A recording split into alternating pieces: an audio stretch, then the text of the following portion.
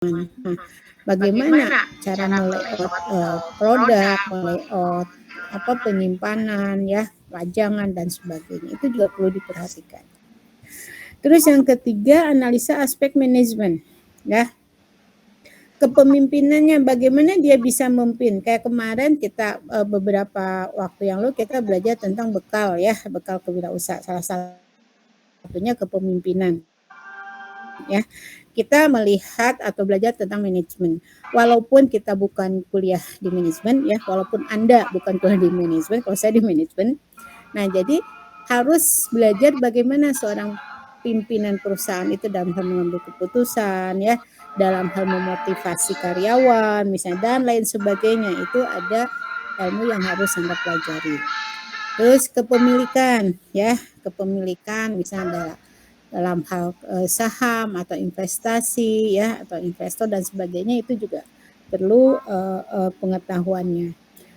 Organisasi, tim manajemen dan tim karyawan itu harus bekal lah, kita harus belajar gitu ya, tahu bagaimana pembagian tugas karyawan, terus juga shift-shiftnya atau bagian-bagiannya ya, penggajiannya sama ya, gaji kasir dengan gaji tukang sapu mungkin beda ya. Nah, itu kan bagaimana berdasarkan apa pembagiannya, itu bisa berdasarkan skillnya, pekerjaan berat atau tidaknya gitu kan. Oke, yang keempat, analisa aspek keuangan. Ya, keuangan itu sensitif ya. Kalau kita mentalnya banyak uang, pengennya beli ini beli itu ya, padahal misalnya itu hasil dari dagang yang harus diputerin lagi ya. Jangan sampai merasa ada laba gede nih, semuanya kita konsumtif ya, belanja, padahal itu perlu untuk dagang diputerin lagi atau untuk modal kembali ya. Nah, kita melihat dari kebutuhan dana. Misalnya tadi mau buka fotokopi butuh dana 100 juta ya, dengan sewa tempat dan sebagainya total 100 juta. Kita hanya punya uang 10 juta, yang 90 jutanya pinjam. Kalau saya rasa nggak usah jalan ya, karena akan berat nanti di perjalanan. Apakah terbayar? Tidak dari penghasilan tersebut untuk bayar bunga ya, bayar pokoknya. Nah, itu karena 90% yang kita miliki itu utang ya. Jadi kalau modal kita membutuhkan modal 100 juta, kita wajib punya minimal 50 juta.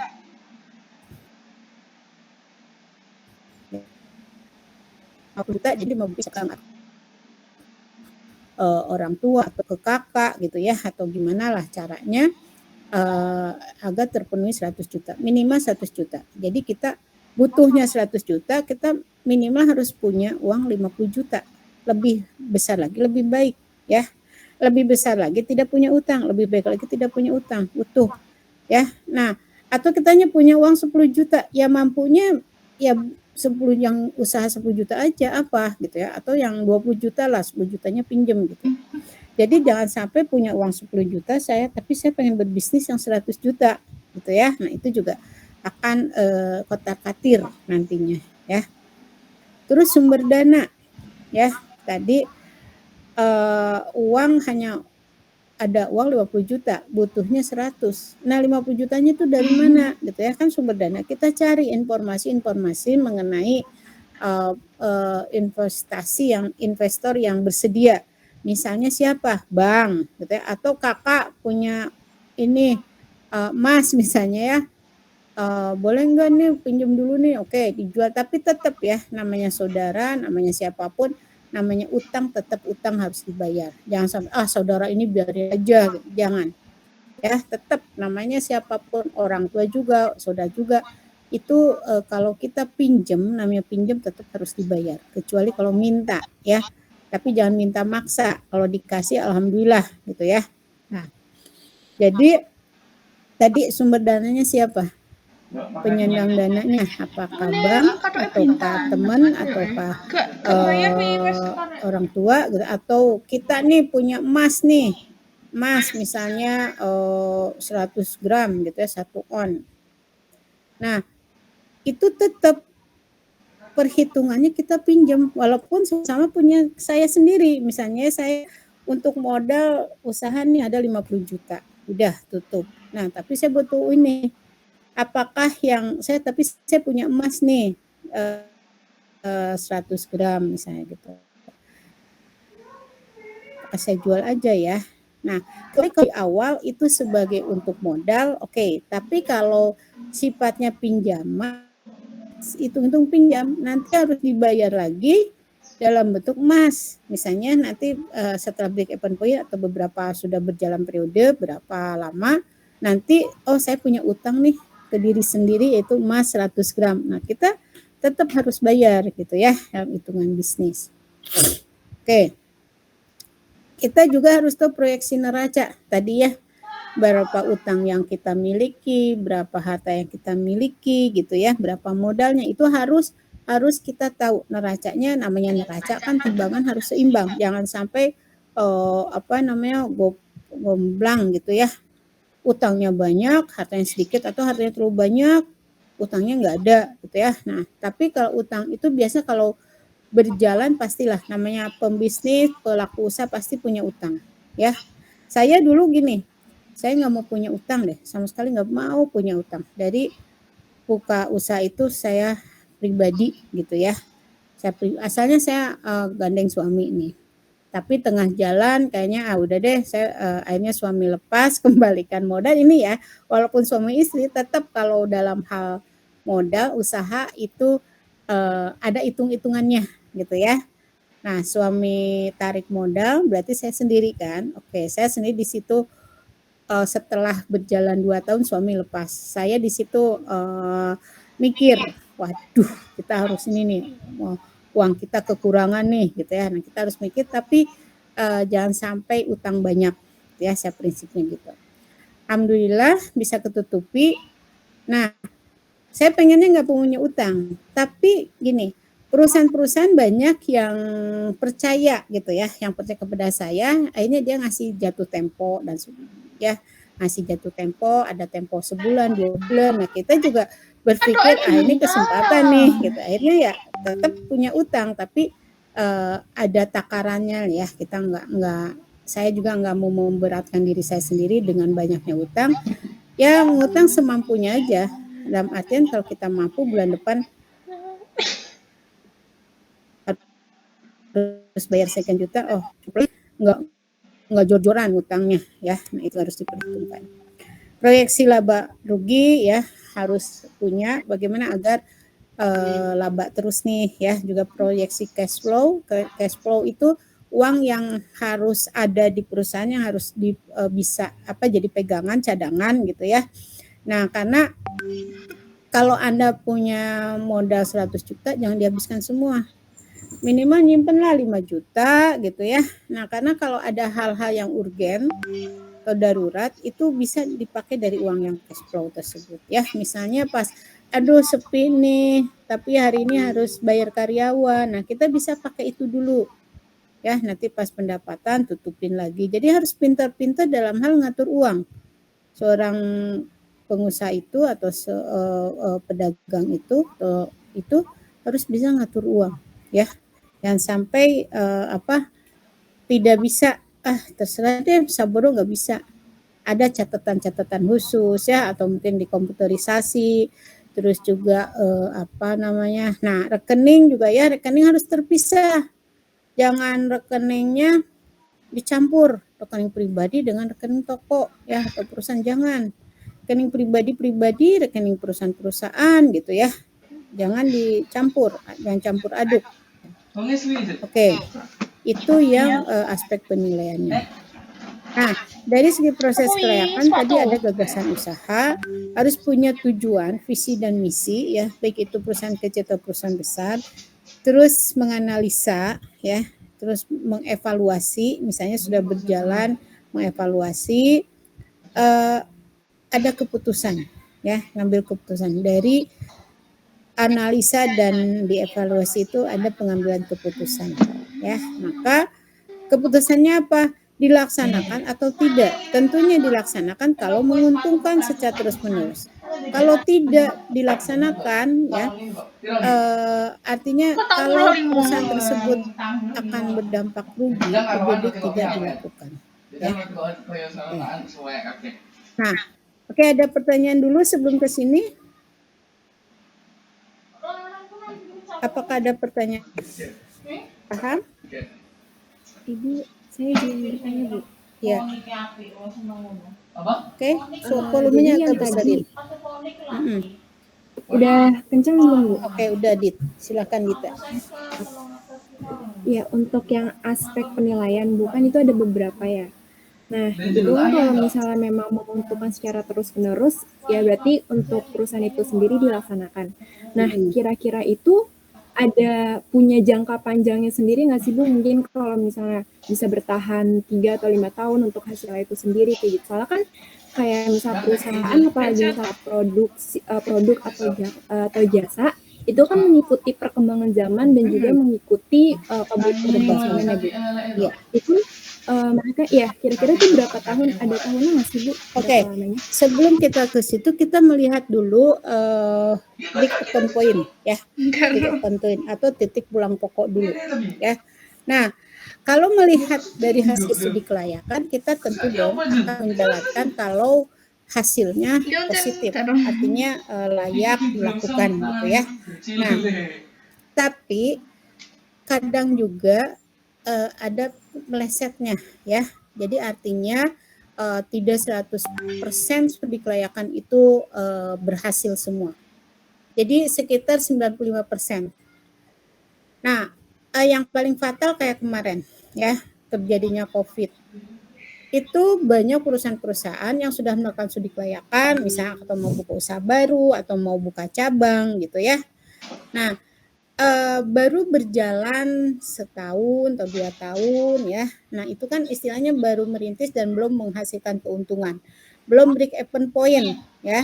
Nah, ternyata COVID menimpa ya. Itu berbagai sektor perusahaan itu. Nah, itu semata-mata bukan karena salah studi kelayakannya ya, tapi karena terjadi bencana ya, artinya COVID tadi tidak diprediksi akan separah ini, sehingga studi kelayakan yang sudah kita buat, sudah buat mati-matian, penelitian dengan biaya besar, itu seakan-akan gagal, gitu ya.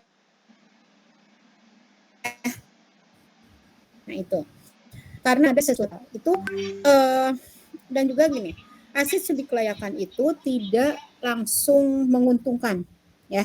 Tidak langsung menguntungkan. Artinya kalau kita buka usaha berdasarkan hasil studi kelayakan, kita akan mendapat keuntungan di tahun ketiga, tahun keempat, tahun kelima ya. Jadi kita melihat produknya juga bisa diprediksi berapa tahun ya, berapa tahun gitu. Perkembangan zaman terus berubah, terus berganti gitu ya. Nah, intinya studi kelayakan yang berdasarkan penelitian itu harus terus dilakukan. Penelitian kan misalnya kita nggak tahu nih kalau ternyata selera konsumen itu berubah ya. Nah, taunya hanya tersamar aja, kok yang ini kurang laku ya, kenapa ya? Nah, itu kan perlu penelitian. Oh, ternyata selera konsumen itu sudah berubah ya. Nah, kita juga nih dari generasi saya dengan generasi anak seleranya udah berbeda. Misalnya dari segi makan ya, atau dari segi keinginan atau baju gitu ya. Kalau zaman saya mungkin waktu seumur anak saya tuh seumur kalian kan bajunya ya yang nggak neko-neko gitu ya, biasa sederhana. Tapi kan anak sekarang beda lagi, harus bermerek, merek apa atau ini gitu kan. Tapi kalau zaman saya kan nggak ada yang bermerek terkenal, jadi beda zaman, beda generasi gitu ya. Nah, tadi kita lanjut lagi ya, Dit ya. Jadi bisa berapa tahun? Nah, kita tidak bisa menentukan secara pasti karena tergantung produknya, juga tergantung pada cepat atau tidaknya selera konsumen itu berubah, ya. Nah, apalagi dengan adanya globalisasi, dunia digital menimpa gitu ya terus-terusan, terus juga globalisasi yang terus menghantam ya, mengarah kepada Indonesia konsumtif ya. Negara-negara lain tuh melihat Indonesia yang penduduknya banyak, jadi wah ini pangsa pasar yang empuk nih gitu ya. Jadi untuk tempat menjual nih ini ya. Jadi makanya banyak melimpah produk-produk impor ya. Nah itu karena masyarakat dunia itu melihat bahwa kita penduduknya banyak, ini pangsa pasar yang terbaik, bangsa ya, apalagi kita konsumtif misalnya ya. Oke, kita balik lagi tadi.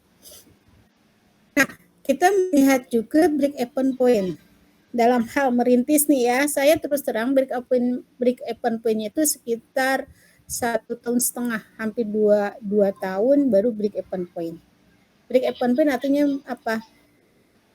Titik pulang pokok akan mendapat keuntungan. Jadi tidak untung tidak rugi gitu ya. Sudah ketutup biaya-biaya yang ada itu kurang lebih 1,5 tahun. Di setahun pertama itu pendapatan belum cukup, belum masuk ya, belum ketutup, masih ada rugi terus, tapi kita jangan langsung putus asa. Lah kok nggak laku sih? Padahal udah setahun loh, kok bukan nggak laku?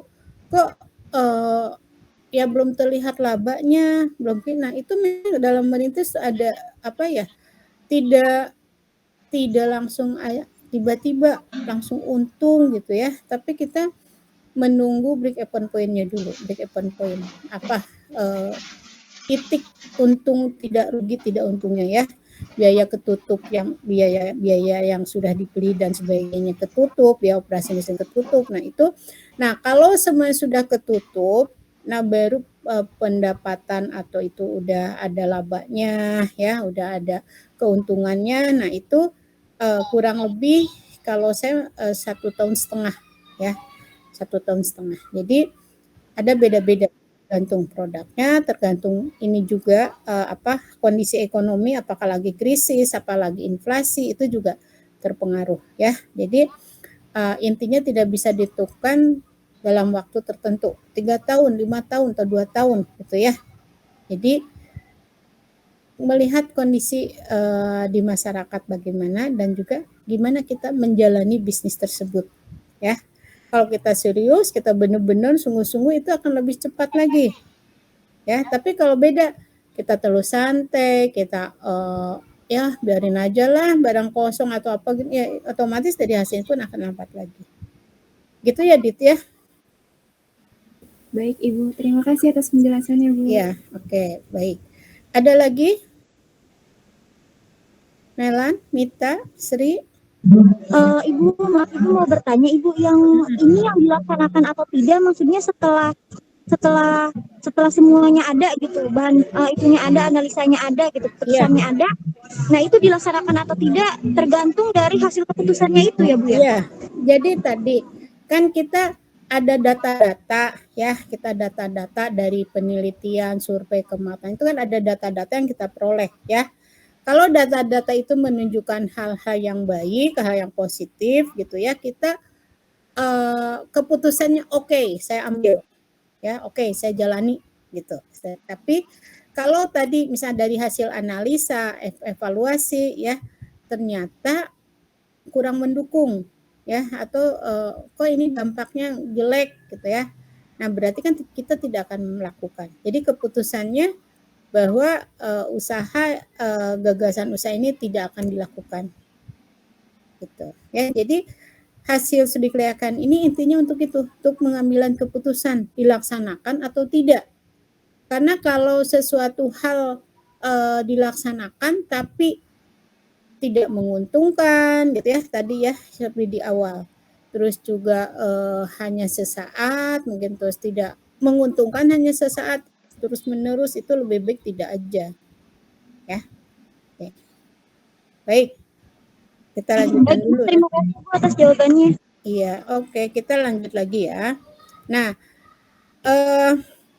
pemilihan usaha yang layak ya, ada 3 kriteria. Yang pertama kriteria pemilihannya. Kriteria pemilihannya yang pertama dari aspek legal.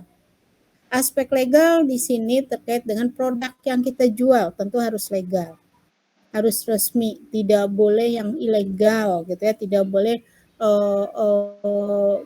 membohongi publik ya. Kita produk ini halal, terbuat dari ini, ternyata tidak gitu ya, ternyata haram. Nah, itu kan berarti dari segi hukum atau agama udah tidak layak ya. Terus juga tidak legal gitu ya. Jadi barang yang harus diperjualbelikan adalah harus legal. Kedua, dari aspek legal harus terpenuhinya dari segi usaha ya, akte pendirian usaha, ada izin usaha, misalnya terus ada IMB-nya, ketentuan lingkungan dan sosialnya dan sebagainya udah terpenuhi ya. Oke. Yang kedua, aspek teknis produksi ya, tadi pernah disinggung tadi. Kalau kita mengambil produksi, bagaimana layout tempat usaha, bagaimana layout mesin, bagaimana dari segi pembuangan limbahnya tidak langsung dibuang, karena kemarin kita bicara tentang etika ya, bagaimana suatu perusahaan tanggung jawab terhadap lingkungannya ya, salah satunya tidak membuang limbah sembarangan, gitu kan. Nah di sini juga bagaimana perusahaan tersebut apa yang harus kita lakukan nanti nih kalau berjalan misalnya ya dalam hal pembuangan limbah ya, harus diinikan dulu secara matang. Terus penggunaan teknologi, mesin apa yang akan digunakan, teknologi yang secanggih apa gitu ya. Nah tentunya disesuaikan dengan produk yang akan kita buat dan kemampuan ya, kemampuan dari segi finansial kita. Terus penggunaan SDA ya, sumber daya alam, apakah bahan bakunya bagaimana ya, atau yang kualitas bagaimana gitu kan, itu harus dipertimbangkan, harus sudah ada di benak itu. Jadi pas pengambilan keputusan tuh udah siap gitu. Terus SDM ya, terkait dengan tenaga kerjanya atau karyawan yang dibutuhkan gitu ya. Terus aspek finansial ya, aspek permodalan, sumber dana, kemampuan dana ya, kayak tadi juga sama, harus dilihat dari aspek modalnya, sumber dana, kemampuan dana. Jadi kita kalau mampunya dana yang kecil ya kita membuat usaha kecil dulu ya, jangan yang tiba-tiba, tapi secara berlahan, lambat laun atau lambat cepat lah ya. Kita tadi misalnya break even point-nya relatif sedikit atau sebentar, itu kan berarti keuntungannya akan lebih besar ya dari segi kembalian modalnya juga akan lebih tinggi ya, dan akan lebih cepat keuntungan yang diperoleh. Jadi aspek finansial tadi, aspek permodalnya, sumber dana, kemampuan dananya bagaimana. Jadi jangan punduk merindukan bulan, hasilnya kita mampunya segini tapi cita-citanya tinggi banget ya, bukan berarti mematahkan semangat, tapi ukur kemampuan diri ya, nanti yang ada dulu atau yang sedikit dulu nanti berlahan-lahan nanti juga tinggi ya, yang penting ada kesabaran, kejujuran gitu ya. Oke, aspek pemasaran. Aspek pemasaran kita lihat produknya, kualitas, jumlah produk, harga, distribusi, promosi juga ya. Nah, nanti kita promosinya lewat apa, produk yang dijual harganya berapa, kualitasnya bagaimana gitu ya. Kita udah punya data nih, udah punya datanya ya. Aspek manajemen dan organisasi, bagaimana pengelolaannya ya. Terus aspek sosbud, keamanan, sosial stabilitas politik, kondisi ekonomi, sosial budaya dan sebagainya ya. Jadi kita harus perlihatkan dulu. Kalau kita mau buka usaha nih, di saat-saat ini keamanan harus stabil ya, negara ini ekonominya lagi bagus gitu ya. Nah, ada pengalaman teman saya nih, dia buka ini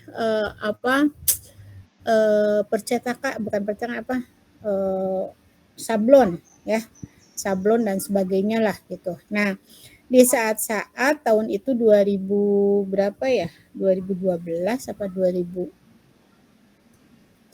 katanya, 14 lupa saya. Pokoknya saat kampanye politik ya, lagi hangat-hangat politik. Dia buka usaha sablon. Banyak partai-partai politik yang mesen kaos dia. Kan biasa ya kalau mau pemilihan umum tuh ada bagi-bagi kaos ya. Dipakai kaosnya, diinikan, dibagi ke masyarakat. Nah, teman saya tuh banyak menerima pesanan dari partai-partai, partai politik ya. Ada partainya kan, ada yang merah, biru, kuning, hijau dan sebagainya lah ya. Nah, dia dengan senang hati menerima pesanan-pesanan tersebut. Nah, ternyata dari partai-partai itu banyak, saya katakan banyak yang enggak benernya